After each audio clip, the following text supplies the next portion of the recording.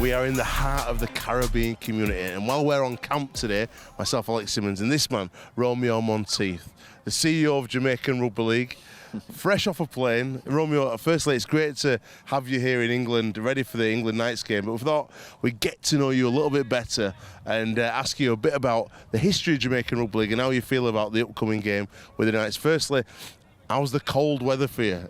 Well, as you can see, Alex, I'm doing layers, because it's very cold for me, and the two boys I've brought across. But we've been digging deep, and we're ready to go, enjoying ourselves, and looking forward to Sunday. We've got the full squad behind us helping some young people in the community, and it's nice to bring some of these boys into Chapel Town to see the area where the majority of the Caribbean people live in Leeds. They're all having fun and having a laugh. It's good for the boys, isn't it? Yeah, definitely. For me personally, I think this is my second or third time coming into Chapel Town, and it's always good to see the community engaged. The boys have been brilliant with the kids. Captain Joe Brown leading them. Some good skill sessions since we've been here. It's really important to engage the community. Over 800,000 Jamaicans and West Indians here in the UK, and our mission is to get them involved in rugby league and recognizing that it's a sport for them as well. Talk to me about Jamaica, because 14 years or 15 years ago, rugby league started now. How did rugby league start in Jamaica?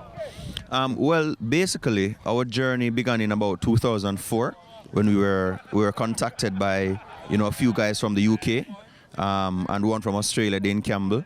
They had a West Indies project going in the UK, and they went to the International Federation and they said that they wanted to have a West Indies team, and they said, well, you need rugby league in the West Indies. Yeah. And that is what happened. They contacted a few of the islands, Jamaica included.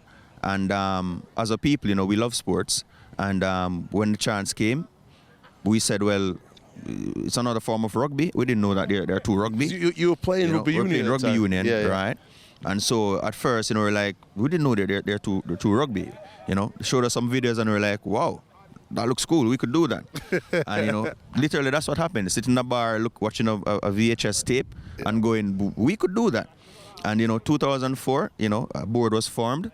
I was on the first board as junior director of Junior Rugby League, and then the first ever game was played January 2005 when you had the Duhaney Park Sharks team combined with the Vauxhall Vultures and the Jamaica Defence Force. 3 teams coming together, and they made a Team 1, Team 2, and we went out there and we thought we were playing rugby league. That's what happened. Fast forward to 15 years later. In November last year, and Jamaica qualify for the World Cup. They qualify for the World Cup. How did that feel? Because 2 or 3 unsuccessful attempts. How did it feel that moment in America when the final whistle went and you knew you were going to the World Cup? Has that changed? This has changed the world for Jamaican Rugby League. Yeah, definitely. I think it has changed the rugby league world, really. I think it's one of those moments in time when rugby league as an international sport, just got a bit more credibility. We're the first Caribbean nation first Caribbean nation to qualify for a Rugby League World Cup, first Caribbean nation to qualify for any type of, the proper World Cup. Yeah. And, that final probably 15 seconds of the game, I was on the sidelines with everybody else, some people on their knees literally praying. And I was just there going through all the years of struggle, the 2 failed efforts in 2011 and 2015. And, we had the ball on the last set.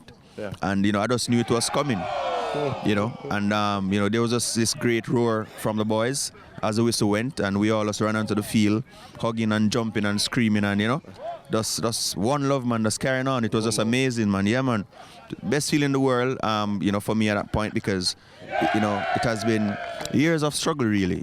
As I said, people used to literally laugh at us when we say we play rugby league in Jamaica. Like, what's that? That's a joke. You're wasting your time. The amount of times, I've gone into schools and, people are like, oh, where are you going with this? This makes no sense.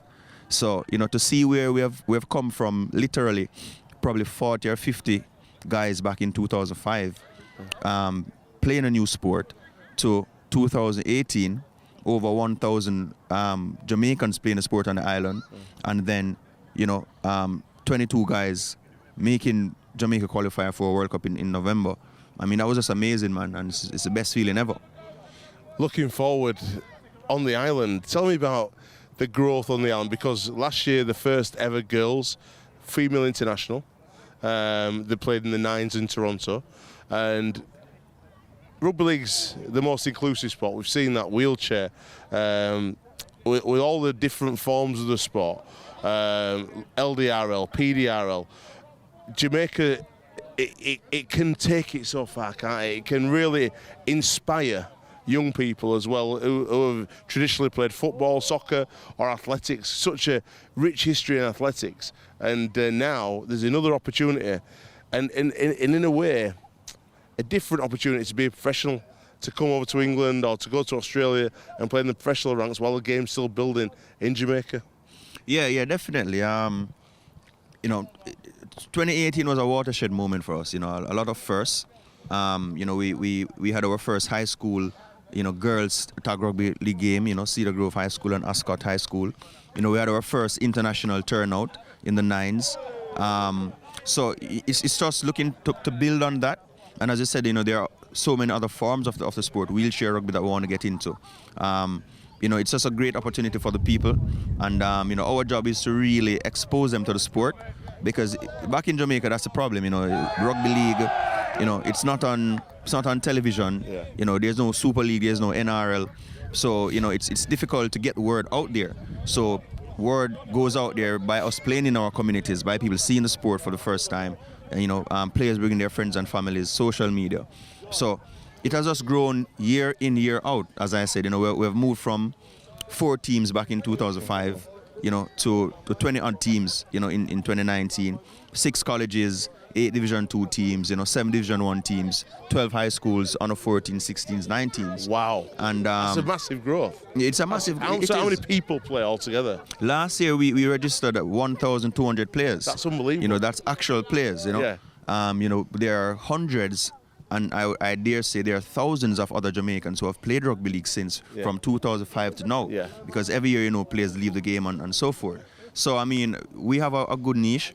We have a good history. The key thing for us is now, how do we harness what we have done and create something new, something different for the future. And being in the World Cup, being here in England playing the nights on Sunday, all of this, goes towards making the sport become mainstream in a few years' time. As I said, the sprinters, so much talent, man. The guys are so fast, and if we can just get them to try rugby league, it's going to be amazing. A few of the boys have done so. The guy who's here, Jensen Gas Morris, he's a guy who did track and field background. He's one of the quicker guys back home. So that's what we're trying to do, create more opportunities. And I must say that, Alex, a lot of people don't realize this.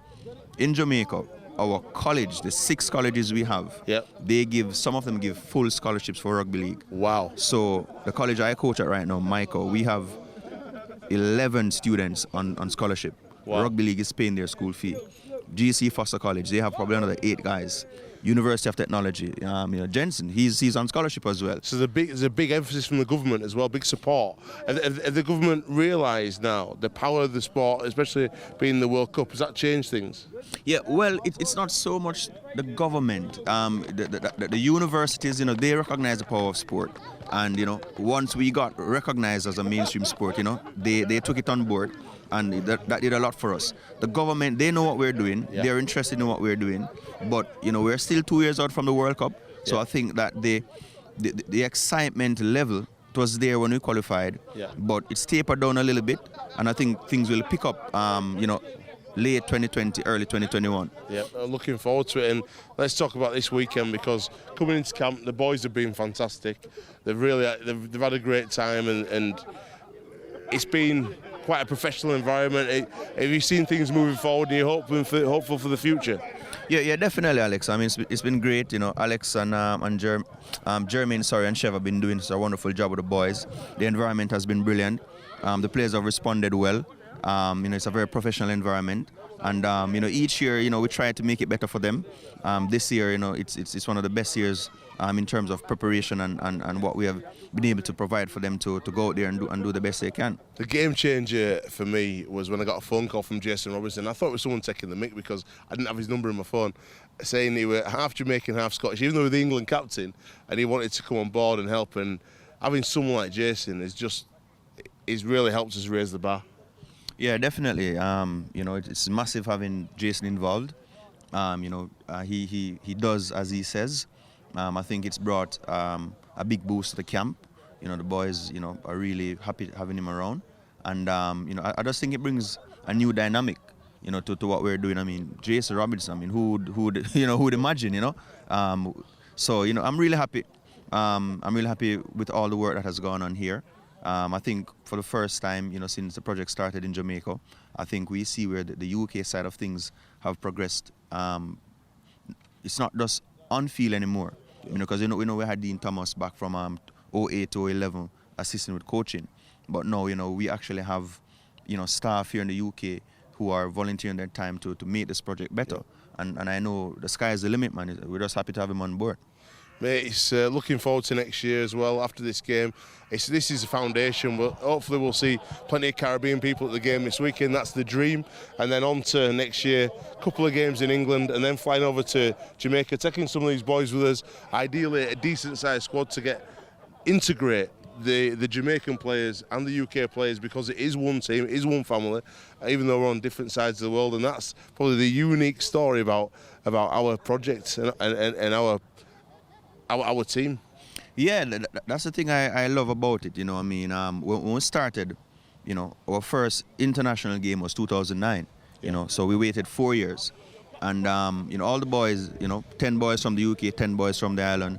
We went to Jacksonville. Everyone paid their way, and we played against the USA. And throughout the years, we've always tried to ensure that there are opportunities both for our heritage players here in the UK and opportunities for the local boys. And so it's important to continue that.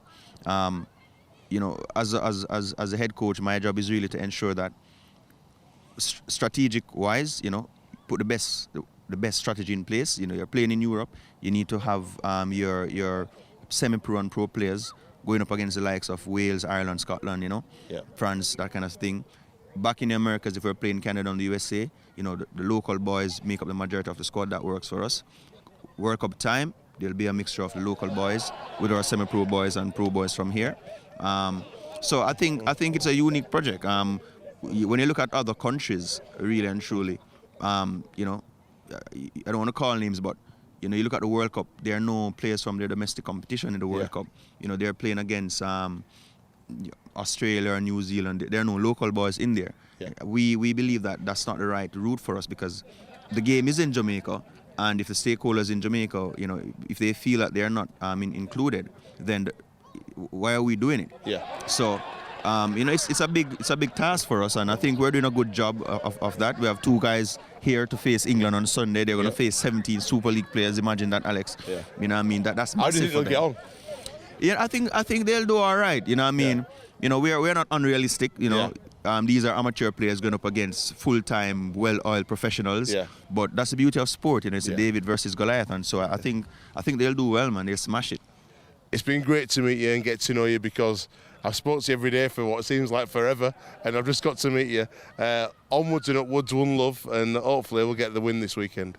Yeah, definitely, Alex. And I just want to say thanks to you for all the hard work you have put in helping this project as well. Thanks to Jason. Thanks to all, the boys who are here. Thanks to all the people back home who still believe in this project. And the sky's the limit, man. It's one love. It's one family. All the Jamaican people and Caribbean people, come out, support the game. Keep supporting Rugby League in Jamaica. Make sure you're tuning in as well. Do not forget, on the Our League app, all the Jamaicans back home, download the app, Our League, on the iPhone, on your devices, and watch the game, watch the boys and support us from afar if you can't get to the game. One love.